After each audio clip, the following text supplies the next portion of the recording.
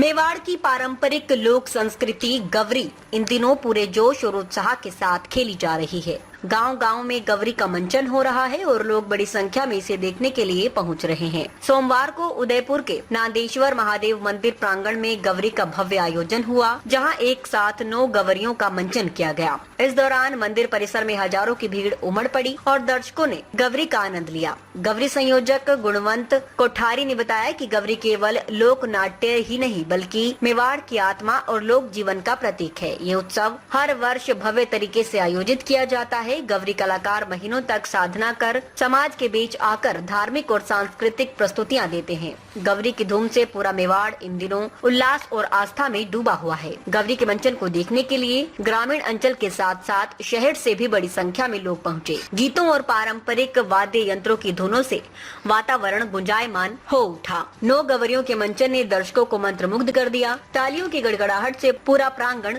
गूंज उठा और कलाकारों का जोश दोगुना हो गया। स्थानीय लोगों का कहना है कि गवरी मेवाड़ की संस्कृति और धार्मिक आस्था का अद्वितीय संगम है। ये सिर्फ एक लोक नाट्य नहीं बल्कि सामाजिक एकता, आस्था और परंपरा का प्रतीक है। ग्रामीण हर साल गवरी के आयोजन का बेसब्री से इंतजार करते हैं और पूरे मन से इसमें भागीदारी निभाते हैं।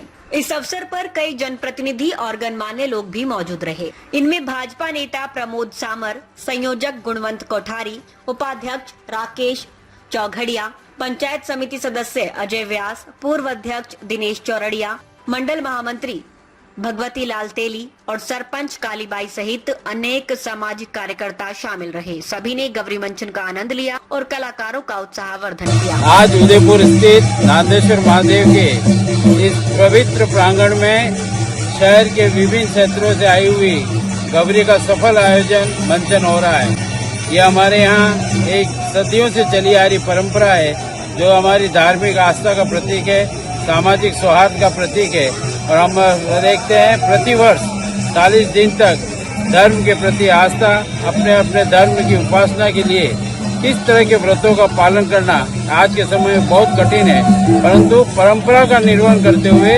आज भी शाश्वत सत्य है कि हमारे आदिवासी बंधु भाई इन सब परंपराओं का निर्वहन भी करते हैं। और सफल दृष्टि से देखा जाए तो आज भी हमारी धार्मिक आस्थाएं, सांस्कृतिक आस्थाएं और संस्कृति और सनातन को जिंदा रखने के लिए इनका जो योगदान है वो अनुकरणीय है। आज आप यहाँ देख रहे हैं इस प्रांगण में कि विभिन्न क्षेत्रों से आई हुई गवरियां आज जो पौराणिक कथाएं हैं उस कथाओं के अनुरूप मंचन कर रहे हैं। अलग अलग पात्र हैं, अलग अलग वेशभूषा में हैं और ये कह सकते हैं गीत और सौहार्द के माध्यम से, क्योंकि इस देश का एक तासीर रही कि हम गुलाम भी कभी रहे या जिन्होंने हमको गुलाम रखने की कोशिश की, यदि भी मेवाड़ कभी गुलाम नहीं रहा। परंतु आपने देखा होगा हमारे यहाँ मेले और ये धार्मिक आयोजन सदैव शाश्वत जिंदा रहे, हर दृष्टि से हर परिस्थिति में मुकाबला करते रहे। और सफलता का प्रतीक यही है कि हम एक दूसरे के प्रति सौहार्द का वातावरण बनाएं। मैं इस अवसर पर हमारे इस क्षेत्र के आदरणीय बंटी जी जो गुणवंत जी कोठारी हैं, आदरणीय बद्री जी चौधरी हैं, आदरणीय अपने साबाई जी हैं और मेरुल तेली जी हैं, आप सब लोगों ने जिस सफल तरीके से इस आयोजन किया, मंदिर मंडल के सब लोग, मैं इनका आभार व्यक्त करता हूँ कि हमको धर्म को जो धरोहर के रूप में हमको मिला है उसको अक्षुण्ण रखना है और नई पीढ़ी को समर्पित करना है। इसलिए आपने देखा होगा बच्चे भी आज इस मंचन में पूरी शक्ति से भाग ले रहे हैं। यही हमारी परंपरा है।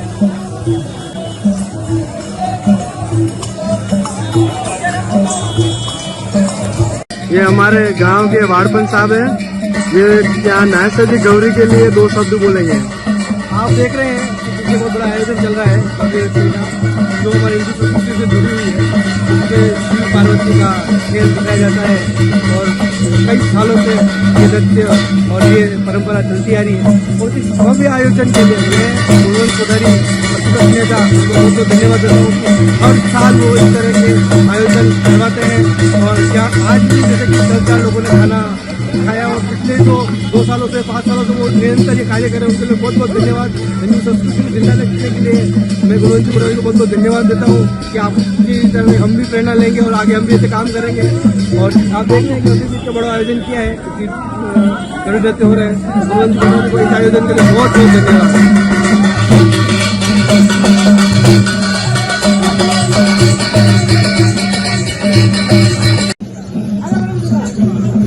हमारे पार्टी के महामंत्री जी हैं कि गौरी नृत्य जो है उसके लिए आप कुछ बोलना चाहेंगे। सबसे पहले तो गुणवंत जी कोठारी नेता प्रतिपक्ष को बहुत बहुत धन्यवाद, जो उन्होंने आज ये 6 गांवों की गौरी को एक साथ खिला के इतना शानदार आयोजन यहाँ नादेश्वर महादेव जी मंदिर के प्रांगण में किया है।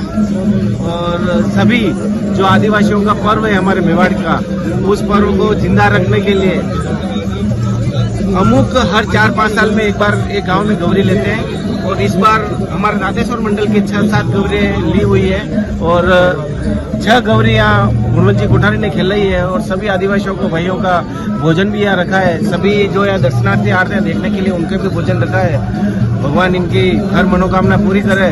और बहुत ही शानदार मेवाड़ की धरती पे जो ये आयोजन चल रहा है गौरी का, बहुत ही अच्छा आयोजन चल रहा है और बहुत शानदार नजारा है। यहाँ आप भी खुद देख सकते हो।